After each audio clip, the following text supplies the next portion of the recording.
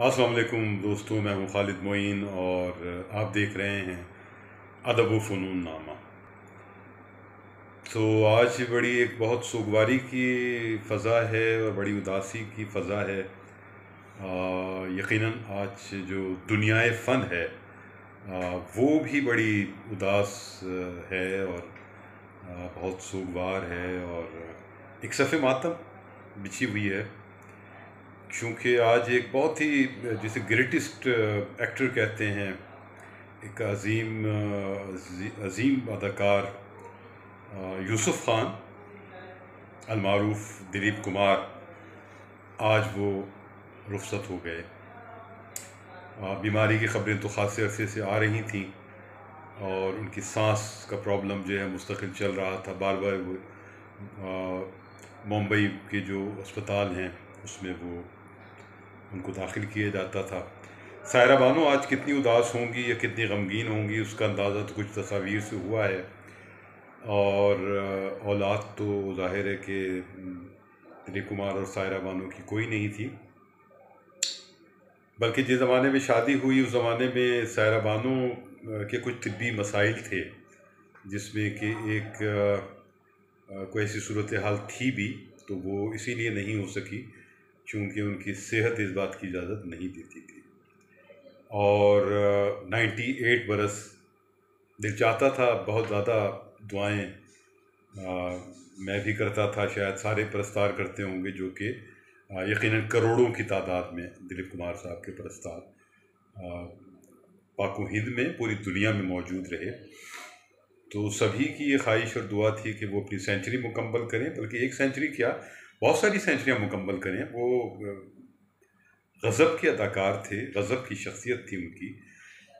पढ़े लिखे, समझदार और मुख्तलिफ़ उलूम और फ़नून पर उनकी नज़र, शेर व अदब से उनका बड़ा अच्छा करीबी जो है वो रिश्ता रहा और शायरों से बहुत अच्छी उनकी दोस्ती और याद अल्लाह रही। सलीम जाफ़री जो दुबई में मुशायरे करवाते थे या सकाफ़ती प्रोग्राम करते थे, तो उसमें भी दिलीप कुमार सायरा बानो के साथ अपनी शरीक सफ़र के साथ वहाँ जाते रहे और बहुत अच्छी स्पीचेस करते थे, क्योंकि बहुत पढ़े लिखे आदमी थे। और वो जो कहा जाता है कि एक अजीम अदाकार का मतलब ये है कि उसकी एक बाकायदा पर्सनैलिटी भी होगी, बहुत ही यूनिक किस्म की पर्सनैलिटी।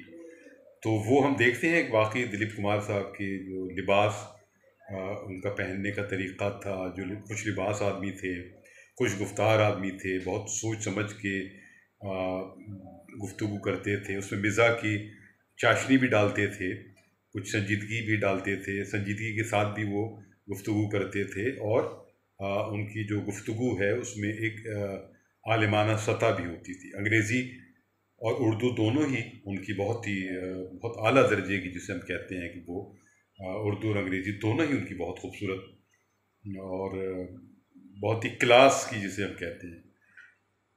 तो 98 बरस, 2 बरस रह गए थे उनकी सेंचुरी में। तो उन्होंने 1940 से और 1960, 62, 65 तक तो बहुत ही जमकर काम किया। तकरीबन 65 से ज़ायद फिल्मों में उन्होंने काम किया दिलीप कुमार साहब ने, और अपना लोहा मनवाया अपने फ़न का, अपनी शख्सियत का। और एक फल फरोश के बेटे थे वो, ख़ुद भी कुछ अरसे कैंटीन में उन्होंने काम किया। और फिर किस्मत ने तो दरअसल उन्हें एक बादशाह के किरदार के तौर पर ही मुंतखब किया हुआ था, क्योंकि जैसे जैसे फिल्मों में वो आए और फिर उसके बाद वो छाते रहे। और आखिर में कुछ फिल्मों में उन्होंने कैरेक्टर रोल भी किए, जैसे कर्मा, उसमें ओल्ड किरदार अदा किया उन्होंने। संजय दत्त के जो हैं वो दादा बने गालिबन। इसी तरह शक्ति एक फिल्म थी जिसमें वो जिसमें एक ईमानदार पुलिस अफसर, एक बाकिरदार पुलिस अफसर का किरदार उन्होंने निभाया। और अमिताभ बच्चन अपने एक रिवायती एंग्री मैन रोल में थे, लेकिन बड़ा फ़र्क नज़र आया जब दोनों के डायलॉग्स होते थे और चीज़ें होती थी। इसके अलावा एक और भी फिल्म थी जिसमें अनिल कपूर और नसीरुद्दीन शाह और एक और बड़े हीरो के जो हीरो थे, तो ये 3 हीरो के साथ भी वो आए, और उसमें इस तमाचे की गूंज सुनाई देगी, जो विलन वो करेक्ट कहता है, उसमें भी वो पुलिस अफसर बने थे। तो कहने का मकसद ये है कि वो हीरो तो हमेशा ही रहे, कैरेक्टर रोल्स में भी वो हीरो ही रहे, क्योंकि उन जैसी डायलॉग डिलीवरी, उन जैसा चलत फिरत, उनका उठना बैठना, वो मेथड एक्टिंग स्कूल के आदमी थे, जो दुनिया में शायद बहुत कम और बहुत मुंतखबी लोग हैं। उसमें दिलीप कुमार साहब का भी शुमार होता है, और वो वर्ल्ड के जो अदाकार बेस्ट हो सकते हैं उसमें उनका शुमार होता था। जो उनकी बहुत कमाल की फिल्में हैं, उसमें देवदास आपको याद होगी, शाहरुख खान ने भी रीमेक में काम किया था। शाहरुख खान को उन्होंने मुंह बोला, सायरा बानो ने और दिलीप कुमार ने अपना मुंह बोला बेटा भी बनाया हुआ था। और जो तस्वीरें आई हैं उसमें दिलीप शाहरुख खान जो हैं वो पहुँचे हैं पुरसे के लिए, और वो सायरा बानो से ताज़ियत करते हुए उनकी तस्वीरें आई हैं, तो इंतहाई गमज़दा और निढाल सायरा बानो तो हैं ही, शाहरुख भी बहुत ज़्यादा निढाल नज़र आए, क्योंकि एक मोहब्बत का एक सिलसिला था। तो जो है फिल्में जो हैं उनकी अमर, दिलीप कुमार की आन, अंदाज, नया दौर, और बहुत सारी फिल्में हैं उनकी। और उसमें जो बहुत ही क्लासिक फिल्म है वो मुग़ल आज़म है, जिसमें शहज़ादा सलीम का किरदार उन्होंने अदा किया दिलीप कुमार ने, और मधुबाला अनारकली बनी, और वो अमर है फिल्म। उसका एक एक फ्रेम और एक एक जो गाना है, उसका डायलॉग्स हैं उसके, आसिफ साहब ने के आसिफ ने बनाई वो फिल्म, और वो अपनी रूज हमेशा उस फिल्म को रहेगा। अब तो वो ब्लैक एंड वाइट से कलर्ड भी हो गई है, तो दिलीप कुमार की जो अदाकारी है उसमें वो देखने से ताल्लुक़ रखती है। ट्रेजिडी हीरो भी कहलाए, शहंशाह जज्बात भी कहलाए वो, लेकिन वो कॉमेडी रोल भी जो उन्होंने किए दिलीप कुमार ने भी बड़े खूबसूरत अंदाज में किए, और उसमें बड़ा उन्होंने रंग भरे। साला मैं तो साहब बन गया, ये रूप मेरा देखो, ये सूट मेरा देखो, जैसे गोरा कोई लंदन का, ये जो गाना उन्होंने फिल्माया उसमें, या बाज़ फिल्मों में जो मज़ाहिया किरदार उन्होंने निभाए, बहुत कमाल, बहुत डूब कर। और मैंने देखा कि बड़े बड़े सफ़ाक लोगों ने भी उनको बहुत पसंद किया, जिनका कोई एक्टिंग से कोई ताल्लुक़ नहीं, जिनका फिल्मों से कोई ताल्लुक़ नहीं, लेकिन वो दिलीप कुमार के नाम से, उनके काम से किसी हद तक वाकिफ़ थे, और जो उनके दीवाने थे वो तो खैर दीवाने थे ही। और जो दिलीप कुमार का जो इमेज है, और जो उनकी पर्सनैलिटी है, और जो उनकी अदाकारी है, वो शाहरुख खान उसके बाद भी लोगों पर उसी तरह है जैसे एक बड़े अदाकार की छाप जो है नीचे आती है। ख़ुद अमिताभ बच्चन भी उनके बहुत बड़े परस्तार, और पाकिस्तान हो क्या इंडिया हो, सभी उनके वहाँ जो है दिलदाता और उनके परस्तार, बड़ी शख्सियात की बात कर रहा हूँ मैं। 1967 1967 में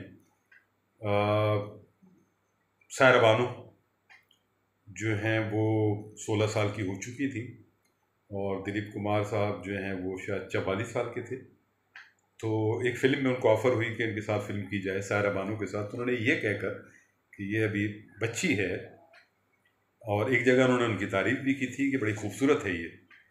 और नसीम बानो के साथ उन्होंने शायद काम भी किया, जो उनकी वालदा थी, परी चेहरा नसीम सायरा बानो की। तो अब सायरा बानो को वहाँ, सायरा बानो के ख़ुद अल्फाज हैं कि उनको एक ज़िद पैदा हो गई कि मैं, चूँकि उनका क्रश जो है वो तो 12 साल की उम्र में ही शुरू हो गया था। 12 साल की उम्र में ही उन्होंने तय कर लिया था, या उनको पसंद आ गए थे दिलीप कुमार, जबकि उम्र में उनसे वो 22-24 साल बड़े थे। तो उस वक्त जो है 1967 में उन्होंने ये तय कर लिया था कि अब मैं शादी करूँगी दिलीप कुमार से, और उनकी इनर फीलिंग्स में ये बात थी कि शादी इनसे होगी। और ये मई में ये बात हुई जब उन्होंने इनकार किया दिलीप कुमार ने, और अक्टूबर में उन्होंने शादी उनकी हो गई, ड्रामाई अंदाज में शादी हुई।